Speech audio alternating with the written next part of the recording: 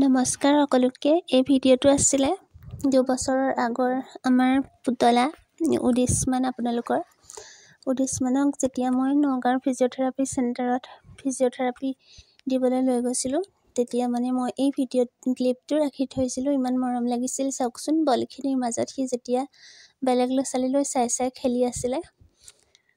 মানুহৰ জীৱনবিলাক কেনেকুৱা নহয়নে? যেতিয়া থেৰাপি দিয়া নাছিলোঁ, তাৰ ডিঙিটোও চিধা হোৱা নাছিলে, আৰু মানুহবিলাকে তাক দেখিলেই কয়, এনেকুৱা এইটো ল'ৰা, কি যে হ'ব আৰু দে তোৰ, সি ক'ৰ পৰানো আহি তোৰ গৰ্ভত থিতি ল'লে, সেইটোৱে আহি তোৰ জীৱনটো শেষ কৰি দিলে।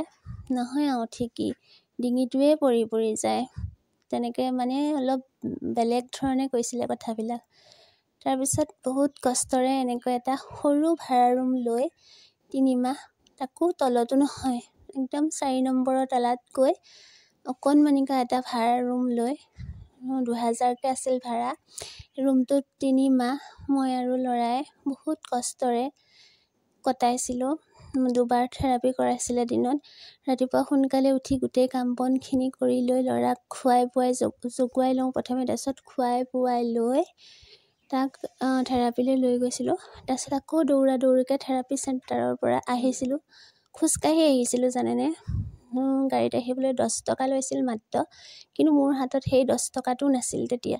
মই 10 টকাটো বচাবৰ কাৰণে খোজকাঢ়ি ল'ৰাটোক লৈ অহা যোৱা কৰিছিলোঁ। আহি লৈ পেলাই আকৌ দুপৰীয়াৰ কাৰণে ভাত পানী বনাইছিলোঁ। তাৰপিছত ল'ৰাক খুৱাইছিলোঁ। খুৱাই লৈ পেলাই তাক অকণমান শুবলৈ দি আকৌ লৰালৰিকৈ জগুৱাইছিলোঁ। উঠা, থেৰাপিলৈ যাওঁ। তাৰপিছত আকৌ জগুৱাই লৈ পটাপট থেৰাপিলৈ খোজকাঢ়ি লৈ গৈছিলোঁ। তেতিয়া ভাতকেইটা খাই লৈ ল'ৰাক দাঙি কৰি লৈ খোজকাঢ়ি যাওঁতেই হান মাৰি ধৰিছিলে, পেট বুকু, তেনেকৈ লৈ গৈছিলোঁ। তাৰপিছত আকৌ 4টা বজাত ছুটি হৈছিলে, গুচি আহিলোঁ।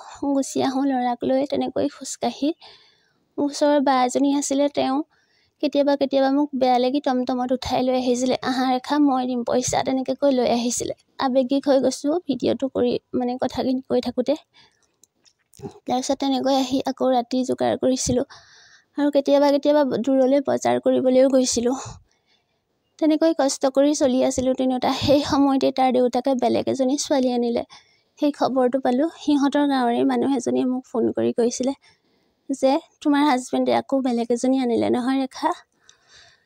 তেতিয়া মোৰ মনটো কেনেকুৱা লাগিছিলে, মানে যেন চৰকখন মোৰ মাথাত স্বৰ্গখনে খহি পৰিছিলে, তেনেকুৱা ভাৱ হৈছিলে। সেয়াই আৰু তেনেকৈ তথাপিও চলি আছোঁ, অকলে যুঁজি আছোঁ ল'ৰাক লৈ। সি কোনোবা দিন খোজকঢ়া সপোনটো বুকুত বান্ধি সি যেন খোজকাঢ়িব পাৰে, কথা ক'ব পাৰে, সেই আশাৰে।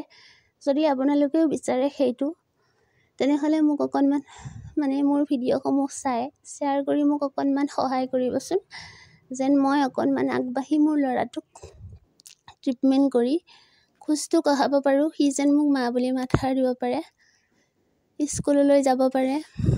বেছি নাজানিলেও 2-এটা ক খ খনকেই যেন জানিব পাৰে। বহুত বেছি সপোন জানেনে।